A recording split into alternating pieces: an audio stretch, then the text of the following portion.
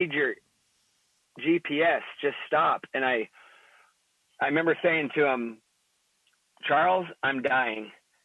Do not hang up the phone. I just need to hear your voice.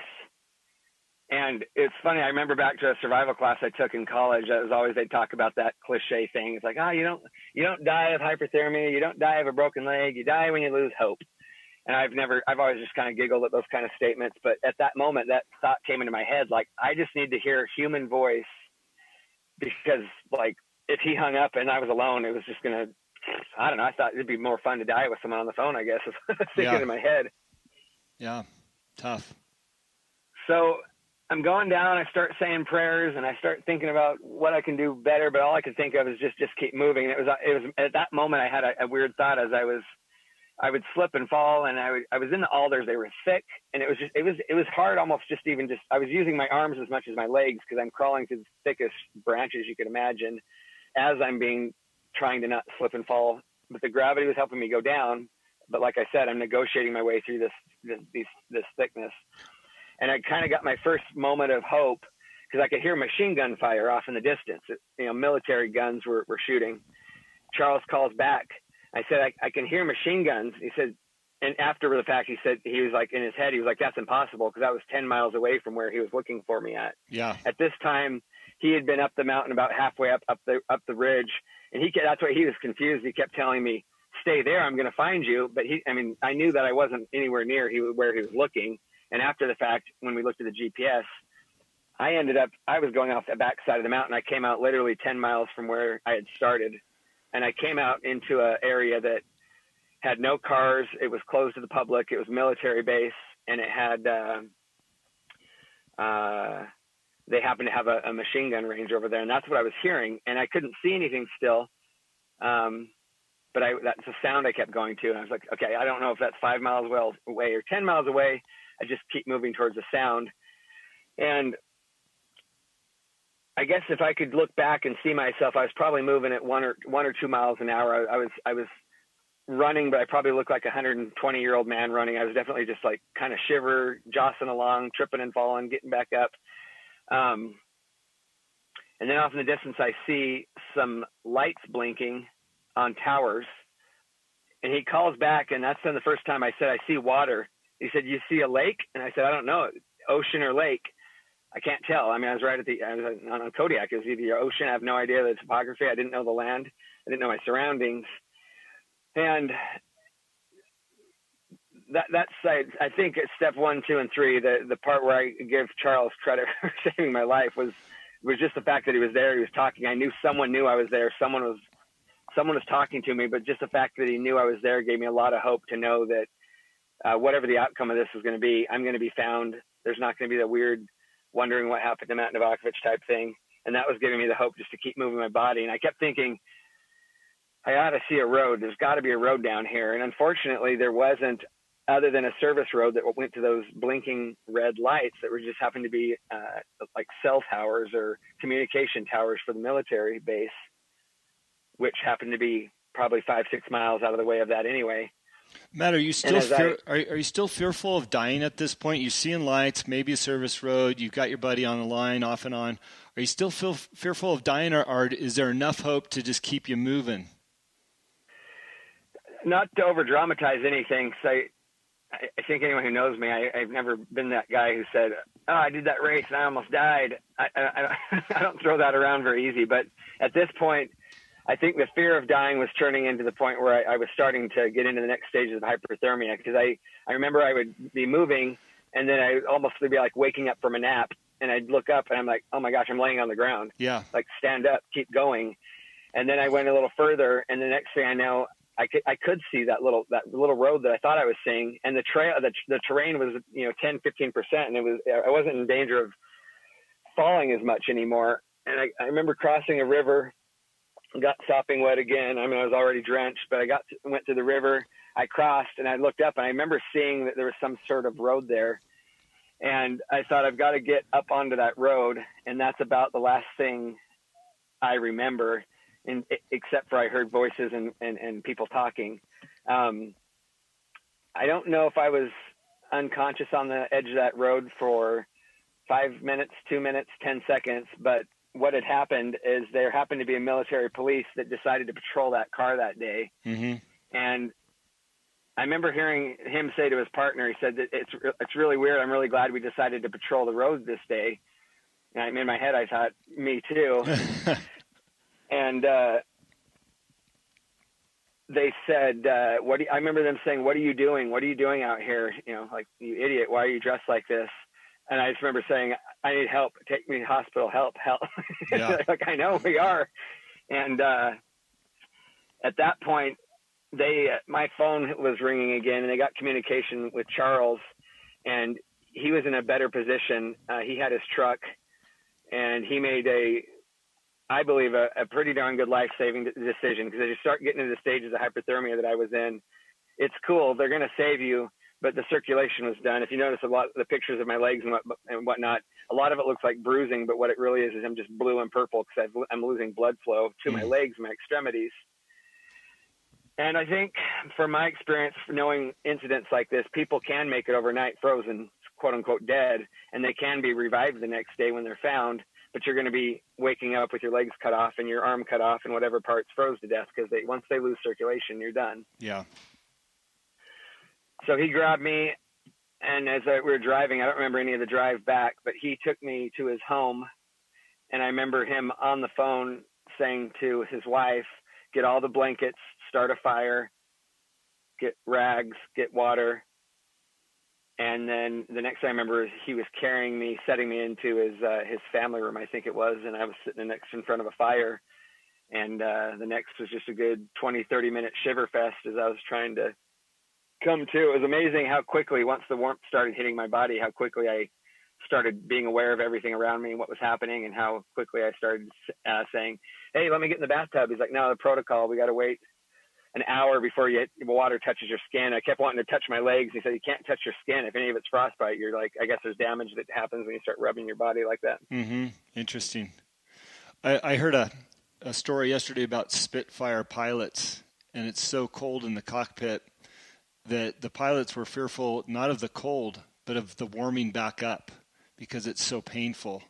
And I imagine you went through that. Yeah, it's an interesting thing. I've always told, sorry, I'm just thinking out loud here. When I was a kid, my dad used to say hunters and people that come to Anchorage or Alaska or Kodiak, any of these places in Alaska, they don't die when it's 10 degrees out, when it's frigid cold with warm down coats on, and you make those moments when your fingers are freezing, your toes are freezing. People usually die when it's about 40 degrees and you get wet. So that's the worst thing that can happen in nature when you're out in the elements, is when your clothes gets wet. That's such a pivotal thing. And so it was interesting, as I was warming back up, it just felt like kind of razor blades and that typical feeling you feel as you get that. But it was, for me, it was a new feeling, because I've never put my body in this position before, where it wasn't like, oh, my toes are starting to come back. Ooh, it really hurts, that feeling we've all felt before. It was just numbness. Like, even to this day, I'm hoping things get better quickly, but I'm about 2 days since, and my right foot is my heel, and all the way from my heel to my toes is still numb. I have no feeling in it. Mm-hmm. Just to give a quick breakdown on the summary of like the physical condition, basically I got really lucky. I have scratches all over from my face to my arms.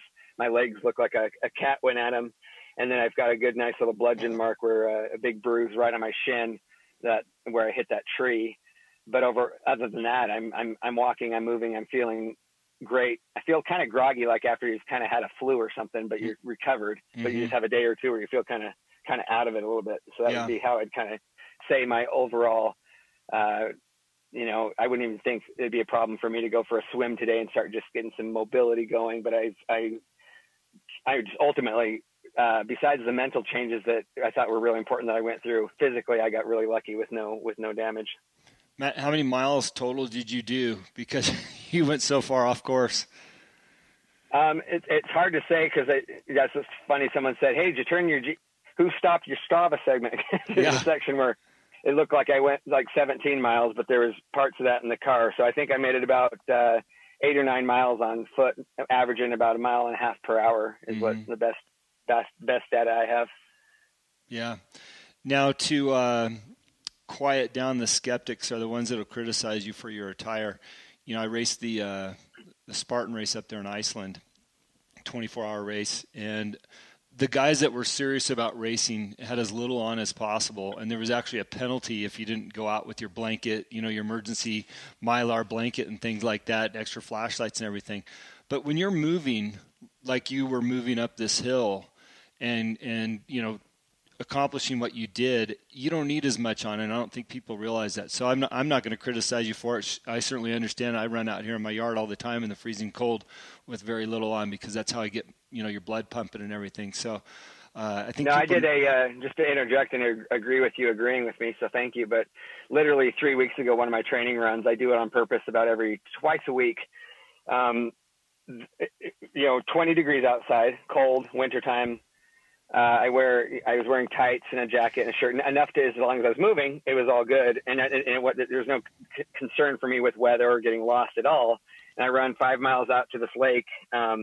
The edge of the lake isn't frozen, so I get under the water. I completely submerge myself, and then it's freezing cold. But then within a minute or two, as I'm moving quickly, I start running hard. I get the blood flow, the blood circulation going, and then I run back all the way back. I'm completely comfortable the whole way.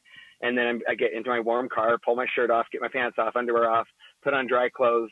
And there's not even a moment where I'm going to my body temperature hasn't dropped maybe at 2 or 3 degrees at most. There's never a moment of concern or, wow, this is dangerous, but more it's a training protocol, not to try to compete with the Iceman Hoff or whatever he goes by.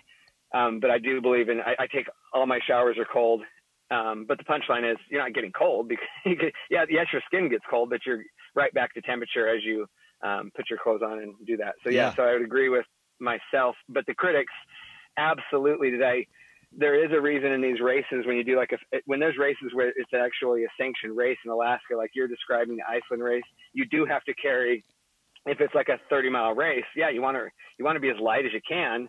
So they'll make rules. You have to carry 30 pounds of gear. You have to have a down sleeping bag that weighs at least 5 pounds. It has to be good for 30 below zero. Then they have a checklist of items you have to carry. So everyone's carrying a minimum of, say, 30 pounds based on the race.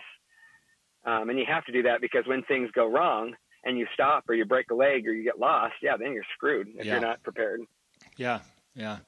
I would ask you, if you're going to do this again, but I already know the answer. You will find something to do. Do you already have your target set on something? I just want something to open up. I would throw out a challenge right now that I think I could win the Red Bull 400 World Championships right now. I've never been climbing better. I'm pretty sure I could win a mountainous Spartan race against anyone right now. That's the $1 million question for all of us, though, is, hey, what are you doing next? Like, I don't know. With COVID, we don't know if nothing's happening next so far. So until then, I'm excited that for the first time in my life, I've been motivated to train this hard without the, we'll call it the simple attaboys we get when we get a race every week or every 2 weeks. A Spartan race, I was racing every single week, and it's just like, oh, I had a bad race. Don't worry, you get a race again next week. Where now we have nothing to do that to get that. Which ironically, the narcissistic side of me or the lack of self-esteem, that's where I find myself turning to Instagram more like, hey, I do want to post more stories or more things about myself because I'm not doing anything of, like you said, what's next? I'm not sure. Yeah. I want to touch on that real fast and we'll start to wrap this thing up. But, I think it's fascinating through a COVID environment that you just, you're pushing yourself to achieve more. I just finished Andy Frisella's 75 hard last weekend. I'm 52. I feel like I'm in the best shape of my life. You mentioned you're 46. You feel like you're in the best shape of your life. I feel like, our years in age are the new 30 or the new 25 because of what we're capable of doing. And I wish more people felt that way. And I feel bad for the ones that didn't take advantage of the COVID time to get in great shape. But what's been your motivator during this time with, everybody just, trying to stay healthy and not succumb to the depression that's out there? What have you been doing to stay motivated to get to where you're at today? Two thoughts as you were talking. One was my mom once said to me when she was about 70 years old, she's now 80. She said, I want you to know, Matt, one thing, my body looks and feels 70, but my mind, I'm still feel the same as I did when I was 12 or 15 or 20. Like in your brain, you feel as young as you ever felt. Physically, this is where the next part comes in. I have a lot of people say to me, they'll be like 35 years old, have a beer belly. They haven't gone running in 10 years.